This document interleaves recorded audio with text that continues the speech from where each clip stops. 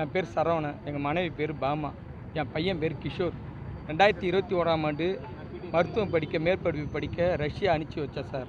ரஷ்யாவில் படிச்சுட்டு இருக்கும்போது அங்கே ரூம் எடுத்து ரஷ்யா மாணவர்கள் 3 பேர் கூட எங்கள் பையன் தங்கியிருந்தார் சார். ரூம் எடுத்து ரஷ்யா மாணவர்கள் கூட தங்கியிருக்கும்போது அவர் பார்ட் டைம் வேலையாக சொல்லி அந்த ரஷ்யன் மாணவர்கள் அவர் ஃபுட்டு டெலிவரிங்கிற வேலைக்கு இட்டுட்டு போனாங்க சார். ஃபுட்டு டெலிவரி வேலை செய்யும்போது அதில் ஏதோ இந்த ரஷ்யா தடைப்பட்ட பொருள் அதில் இருக்குதுன்னு சொல்லிவிட்டு இந்த ரஷ்ய மாணவர்கள் எங்கள் மாணவர்களை கைது செய்து வச்சுருந்தாங்க சார் சிறையில். கொஞ்ச நாளில் ரஷ்ய மாணவர்களை விடுதலை பண்ணிவிட்டு இந்தியா மாணவர்களை மட்டும் வச்சுருந்து அவங்க கேஸ் விசாரணைன்னு வச்சுருந்தாங்க சார். நாங்களும் 2 வருஷமாக அங்கே வக்கீலை வச்சு எல்லாமே வாதாடி பார்த்தோம் சார்.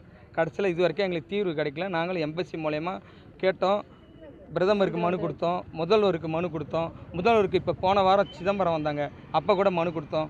2023லேருந்து நாங்கள் போராடி எங்கள் பிள்ளைய இது வரைக்கும் மீட்க முடியல சார். சரி, எங்கள் பிள்ளை ஜெயிலில் தான் இருக்கான்னு சொல்லி அதாவது இருந்தோம். இப்போ திடீர்னு ஒரு 15 நாளாக என் பிள்ளைய உக்ரைன் போருக்கு அனுப்புகிறேன்னு சொல்லி அந்த நாட்டு போருக்கு அனுப்பிச்சிட்டாங்க சார். இந்த போர்லேருந்து எங்களை பிள்ளைய மீட்டு உயிரோட கொடுங்க சார். தமிழக அரசுக்கும் பிரதமர் ஐயாவுக்கும் என் பிள்ளைய உயிரோட மீட்டுக்கு சார். அவங்களான பணம் காசுலாம் கேட்கல சார். உயிரோட மீட்டு கொடுத்தா போதும் சார்.